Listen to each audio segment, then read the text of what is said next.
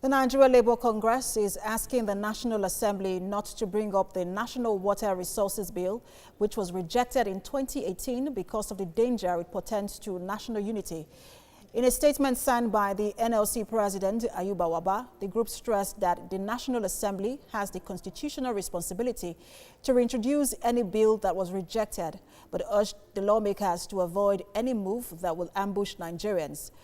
The NLC president also warned against legislative abuse or betrayal of Nigerians if the bill is brought back.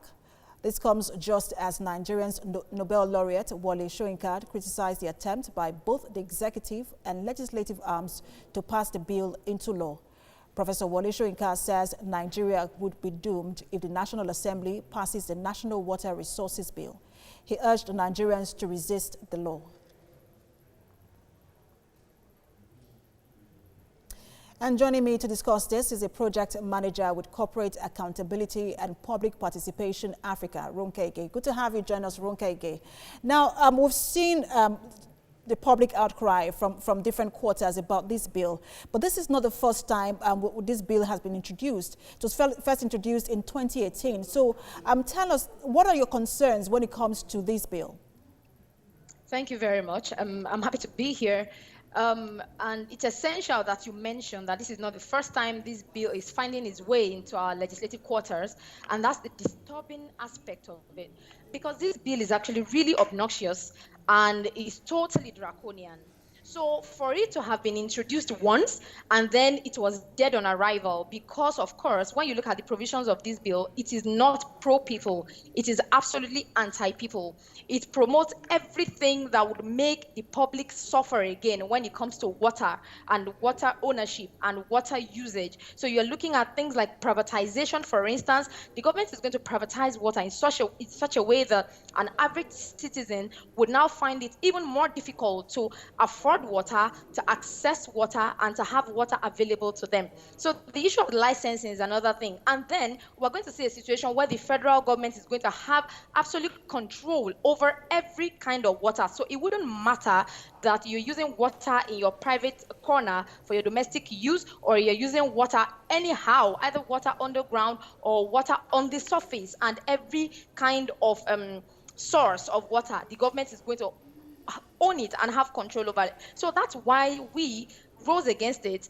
And you know, it might interest you to know that when it was first introduced in the 8th Assembly, we were 8th Legislature, we were definitely against it, and we spoke loudly against it. So this time around, when it was reintroduced, almost like in the middle of the night. Nobody was aware, nobody knew when the first reading was done, and so on. If I may butt in here, we know that water is a basic amenity in terms of potable water.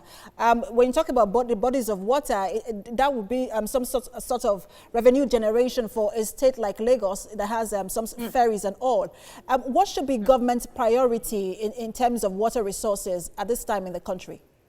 Thank you. It's very simple. The priority should be for people to have access, equitable access to water. So funny enough, in the United Nations General Assembly on the 28th of July 2010, declared water a human right. So this is the time for us to see an integration of such human rights, you know, in every aspect of our policy, of our legislation. So the priority of government, and indeed the focus of government, should be for every citizen, regardless of status, regardless of economic ability, to be able to access water and afford water as a basic human right, not as a commodity again that some people are going to make profit from. So every state, for instance, should be able to legislate on its own water, but the priority, the focus should be the people. That's why it's a public interest issue. It is not an issue just for government to have control and then just to be able to make profit in spite of the same people. So the priority should be people, and people. Anything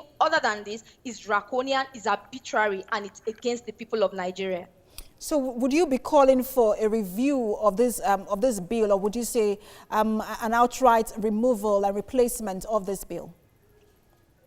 Thank you. That's a very essential question. So one of the things that we do, we don't just go about saying, okay, this is what is not right. We also make a recommendation. So one of the things we have seen with this bill, for instance, is that, look, this is really bad. So we're not even calling for a review. We are saying a total recall. This bill should be pardon my language, maybe trashed or totally just removed, from the covers of the legislature. So what should we then do? What we should do is that a new process should begin. We have to have a fresh process where people are involved from the very beginning of the legislative process. So where you see stakeholders being met, people have to be consulted. There has to be wide consultation before provisions or clauses will be put together in something we can now call a public interest bill. So that process has to begin again. So this one, as it is at the moment, has to be done away with. It has to be trashed. It has to be removed from the legislative quarters. Project Manager, Accountability and Public Participation Africa, Ronke Ige, thanks for talking to us. You're most welcome. Thank you.